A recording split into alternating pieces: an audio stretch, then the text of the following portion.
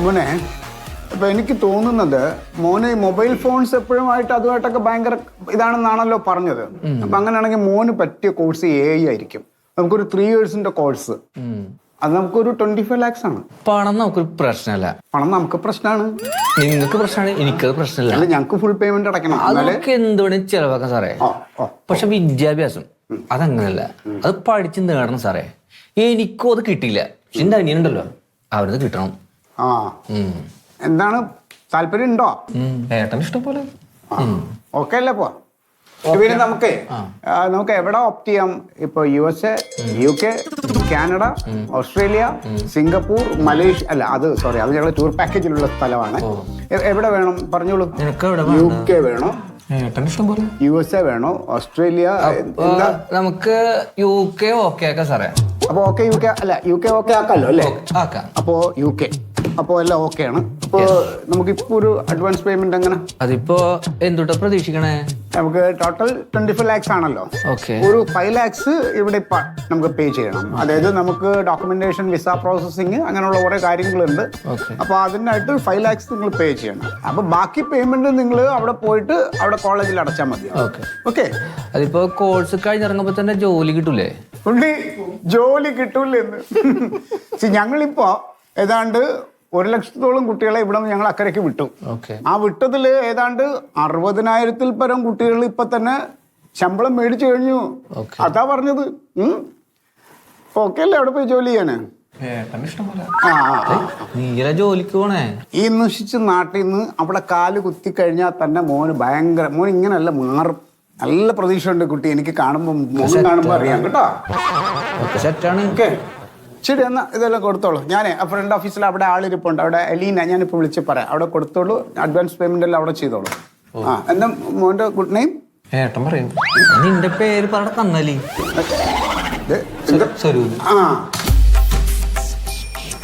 Elina, Swaroop. നമുക്ക് UK-ലേക്ക് AI course. ബാക്കി ഡീറ്റെയിൽസ് അവിടുത്തെ അഡ്വാൻസ് പേയ്മെന്റ് 5 lakhs മേടിച്ചോളൂ. ഓക്കെ. Any doubts? അല്ല വേറെ ഒന്നുമില്ലല്ലോ? കുഴപ്പമില്ല. പുറത്തേക്ക് പോട്ടെ. ഇവനെ ഇവിടെ നിന്ന് ഏട്ടനെ വിട്ടാൽ മതിയായിരുന്നു പഠിക്കാൻ. വെൽക്കം. ഇരിക്കും. ശരി, എന്താണ് what can we do for you? അതായത് ഇത് മോനാണ്. അപ്പോൾ വിദേശത്ത് പഠിക്കണം എന്നുള്ള ഒരു ആഗ്രഹം പറയൽ തുടങ്ങിയിട്ട് മുമ്പേ പറഞ്ഞിരുന്നതാണ്. അങ്ങനെ മോന് എന്തെങ്കിലും പ്രത്യേകിച്ച് പ്ലാനിങ് ഉണ്ടോ? എന്തെങ്കിലും കോഴ്സ് മനസ്സിൽ ഐഡിയ ഉണ്ടോ? അങ്ങനെ ഇന്ന കോഴ്സൊന്നും ഇല്ല. നമ്മളതൊന്ന് അറിയുകയും ചെയ്യാന്ന് വിചാരിച്ചിട്ട് ഞങ്ങൾ കാര്യങ്ങളൊക്കെ സ്ട്രെയിറ്റ് ഫോർവേഡ് ആയിട്ട് ചെയ്യാന്നുള്ളതാണ് എൻ്റെ ഇവിടുത്തെ ഒരു പോളിസി.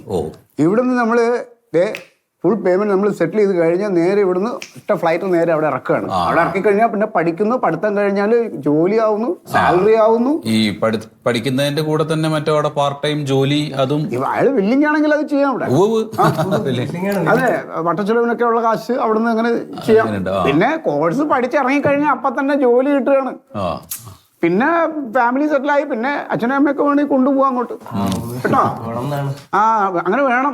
പിള്ളേർക്കെല്ലാം ഒരു നല്ല ഫ്യൂച്ചർ ഉണ്ടാവണമെങ്കിൽ അവിടെ പോയാലേ പറ്റും. ഓക്കെ, കൊടുക്കും സർട്ടിഫിക്കറ്റ്സ്.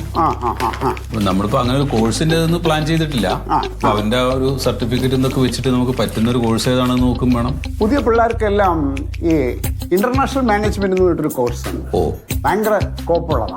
പഠിച്ചിറങ്ങിക്കഴിഞ്ഞാൽ അപ്പൊ തന്നെ പിടിച്ചോണ്ട് പോവാണ്. അത് ശരി. ഭയങ്കര മോനത് ചെയ്യാൻ പറ്റും.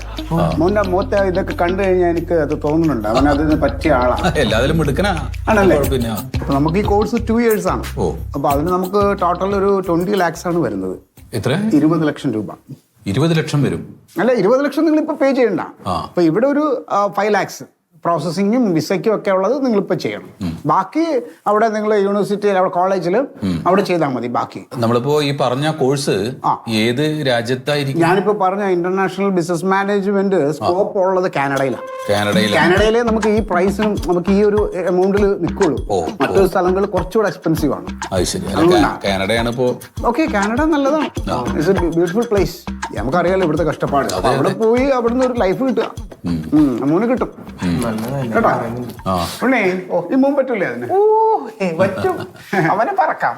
അതെ അതെ. സാറെ പറപ്പിക്കും. അപ്പോ ബാക്കി കാര്യങ്ങളൊക്കെ ഇപ്പോ അഡ്വാൻസ് പേയ്മെന്റ് ഇന്ന് ചെയ്യണം. അത് ഒന്ന് നോക്കിട്ട് ചെയ്യാം. ആയിക്കോട്ടെ, നോ ഇഷ്യൂസ്. അപ്പൊ അങ്ങനെയാണെന്നുണ്ടെങ്കിൽ പിന്നെ ഈ ലോണും ഇതൊക്കെ കിട്ടുമല്ലോ മറ്റേ അതിനൊക്കെ ഇഷ്ടം പോലെ. ഞങ്ങൾ വേണമെങ്കിൽ ലോൺ ചെയ്തുതരാം, ഇവിടെ ആളുണ്ട്. അതല്ലെങ്കിൽ നിങ്ങൾക്ക് വേണമെങ്കിൽ ലോൺ ചെയ്യാം, ഞങ്ങൾ ലോൺ ചെയ്യാം. പിന്നെ ഞാൻ പറയല്ലേ, ഇത് നമുക്ക് ഉറപ്പായിട്ടും ജോലി കിട്ടും എന്നുള്ളത്. അതാണ് സാർ. അത് ഓക്കെയാണ്, അതിനെ കുറിച്ച് പറയിടാവണ്ട. 100% ഗ്യാരണ്ടി.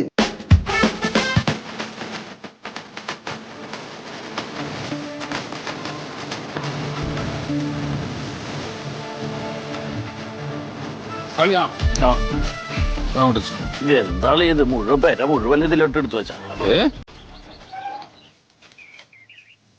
സുഖം സാറേ.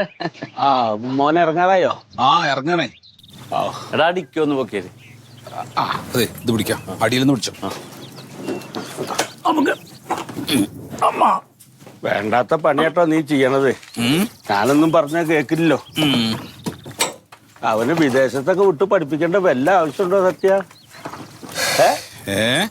അല്ലപ്പൻ, ഇത് അയലത്തുള്ള എന്റെ ജീവിതം നീ എന്നും കാണണതല്ലേ? 2 മക്കളുണ്ടായിരുന്നു, 2 കാനഡയിലെ വിട്ട് പഠിപ്പിച്ച്.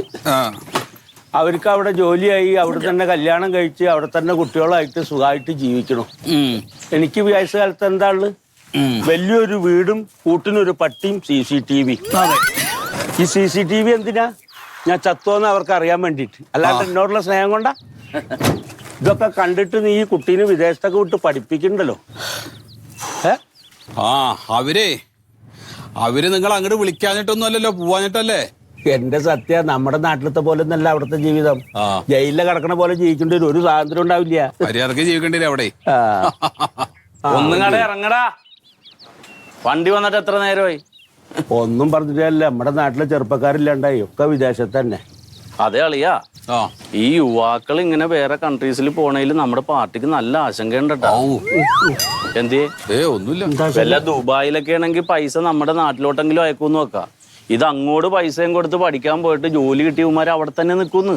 എന്നിട്ട് ഇവിടെ ഉള്ള ആളുകളെയും കൂടി അങ്ങോട്ട് കൊണ്ടുപോകണേന്ന്. അപ്പൊ എന്തുകൊണ്ടാ പോണെന്ന് ആലോചിച്ചിട്ടുണ്ടോ? എന്തുകൊണ്ടാ പോണത്? പഠിച്ച കുട്ടികൾക്ക് ഇവിടെ ജോലിയില്ല. അതെന്ത് വർത്താനം സാർ, ഇവിടെ ജോലിയില്ലെന്ന്. എന്നിട്ടാണ് അന്യ സംസ്ഥാനങ്ങളിലെ ആളുകൾ ഇവിടെ ഒന്ന് തൊഴിലെടുത്ത് കോടികളാണ് കൊണ്ടുപോണ. ഇവിടെ കുട്ടികളൊക്കെ അസലായിട്ട് പഠിച്ചു കഴിഞ്ഞിട്ട് പിന്നെ അന്യ സംസ്ഥാന തൊഴിലാളികൾ വന്നിട്ട് ഇവിടെ ജോലി ചെയ്യണ പോലെ ജോലി ചെയ്യണം. നമ്മുടെ നാട്ടിൽ തൊഴിലെടുക്കാനാണ് നമ്മുടെ പിള്ളേർക്ക് പ്രയാസം. വിദേശത്ത് പോയി അവരുമാര് കക്കൂസയും കഴിവും. കക്കൂസ് കഴിയാൻ പണം കിട്ടും, ഇവിടെ കിട്ടും. അതിനുള്ള അവസരം ഉണ്ടാക്കിയാരാണ്? എന്ത് തൊഴിലിനും അതിന്റെ മഹത്വം ഉണ്ടെന്നും പറഞ്ഞിട്ട് അവർക്ക് ആർജവം ഉണ്ടാക്കി കൊടുത്തത് നമ്മുടെ പ്രസ്ഥാനം തന്നെയാണ്. എന്ത് കുറച്ച് സമയായി, ഇറങ്ങ പോവാ.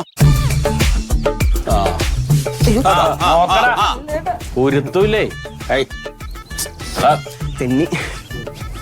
നീ അവിടെ പോയി ഇങ്ങനെ വെപ്രാളൊന്നും കാണിക്കല്ലേ.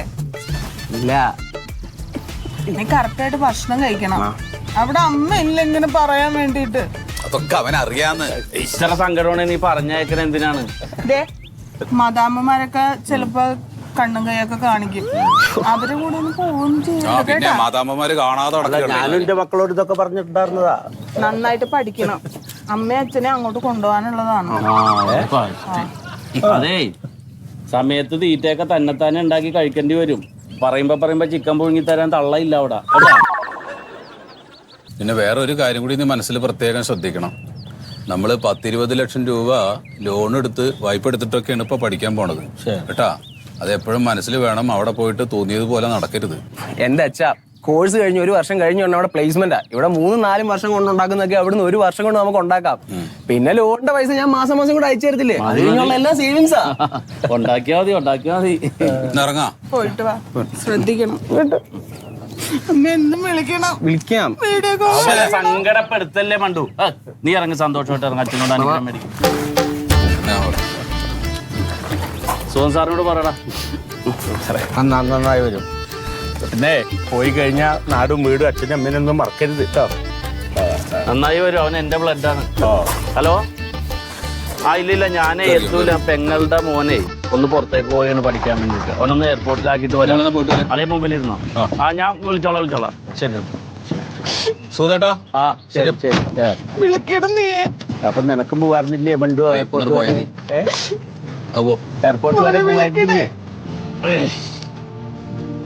പോട്ടെ കുഴപ്പം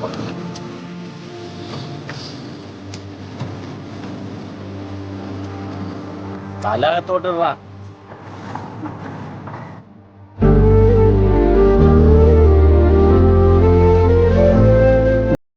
എന്താ ആവശ്യത്തിന് വിളിച്ചാലും ഓടി വന്നിരുന്നൊരു ചക്കനാ അതിനെയും പറഞ്ഞയച്ചു എല്ലാ ആവശ്യമുണ്ട് നീ വന്നെങ്കിൽ കാണാം അത്ര